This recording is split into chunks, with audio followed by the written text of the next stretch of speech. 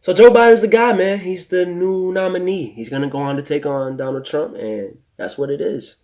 Um, and now his job, if he wants to win, is gonna be to unite the party, right? Unite the base, get everybody riled up and fired up to support him, so we can go on and take on Donald Trump.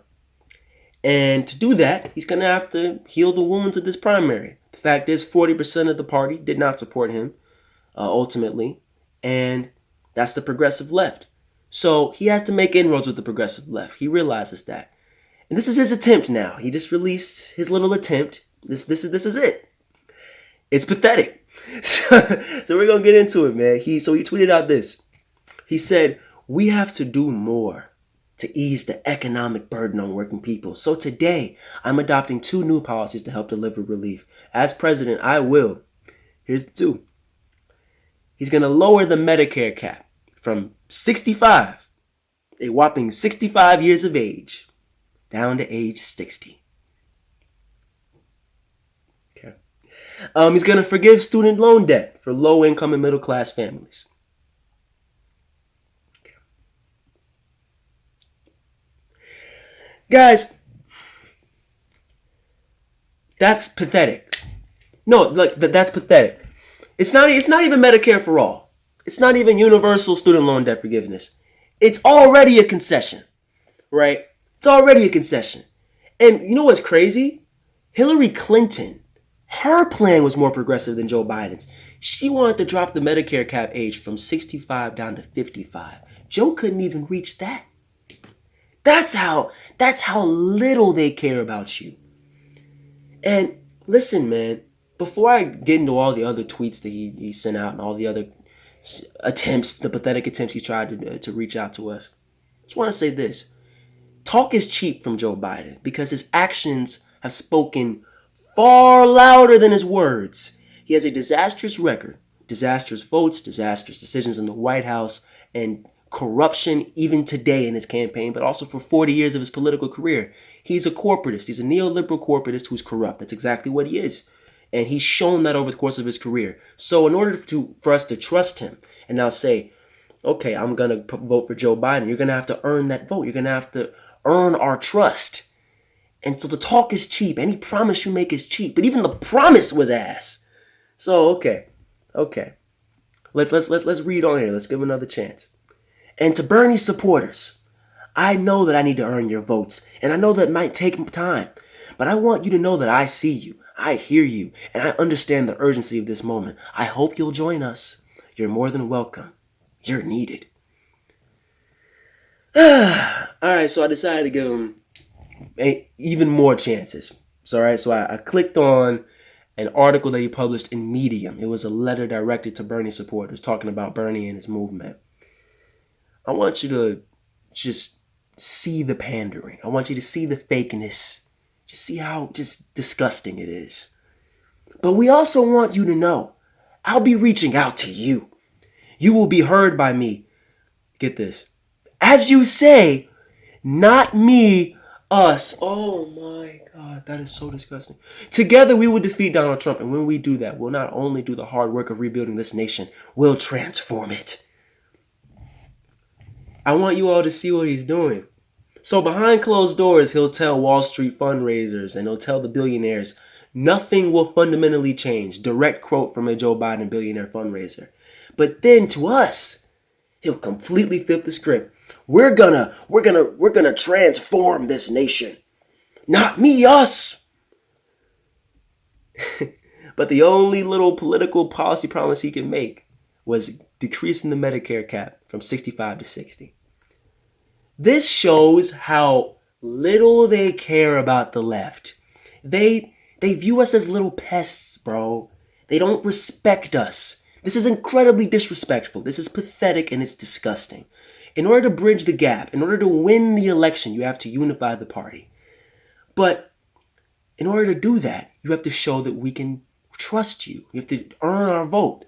We're not going to simply vote for you just because Donald Trump is terrible. Because you, in our eyes, are terrible too. You have to earn our trust. But he's a corporate tool. So in order for him to earn our trust, it has to be something concrete. It can't just be talk. So but he's not going to give you anything concrete. He can't do that. All he has is talk because he's beholden to his donors. The only thing he can give you is the talk. He can't give you anything concrete. What we wanted to see as progressives was, okay, why don't you give us a progressive VP? Why don't you give us commitments for a progressive cabinet?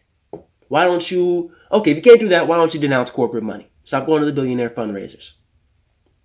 Can't do that. So at this point, we're like, we can't trust you. And then the only policy concession you made was terrible. Lowering the cap by 5 years on Medicare and forgiving student loans not even universally. So to that, what are we supposed to do? We don't trust you. Your policy demands were terrible. You have a disastrous record. How am I supposed to vote for you? You didn't give me anything. You didn't throw me a bone. You're a neoliberal corporatist. And so is Donald Trump. What am I supposed to do? Okay. And this is probably the worst part for him.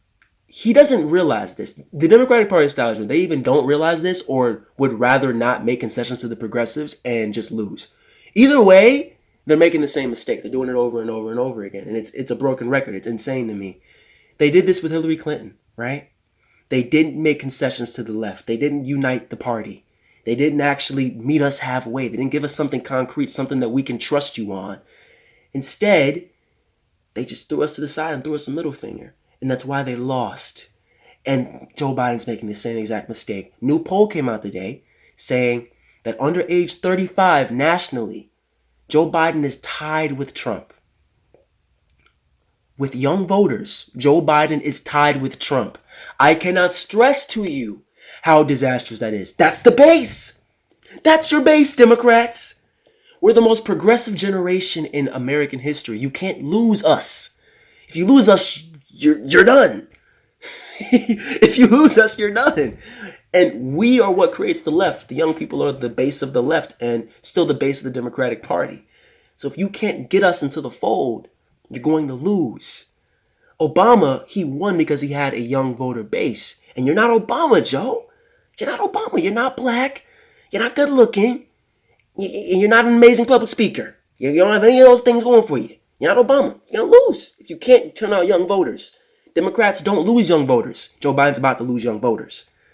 He needs to give us something real, something that we can trust him on, something concrete, an actual move in the right direction and not just talk. But he can't do that.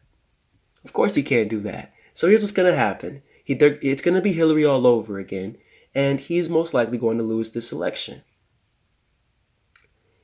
Hillary lost the Midwest, Hillary lost Florida, Hillary lost the election. And Joe Biden is making the same exact mistakes now today. It's crazy, man, because we're facing turbulent times. We're in the midst of a pandemic, man. We're in the midst of one of the worst crises in American history. And we have an economic depression now starting to creep up on the horizon. You have millions of people losing their jobs left and right, people lost and confused and scared and angry. And the two people up to lead us, up to be the leader of the free world, is Joe Biden, a senile corporate sellout, and Donald Trump, who is obviously a nightmare, a crybaby, a standard issue Republican who's a crybaby and who has daddy issues. That's what this is.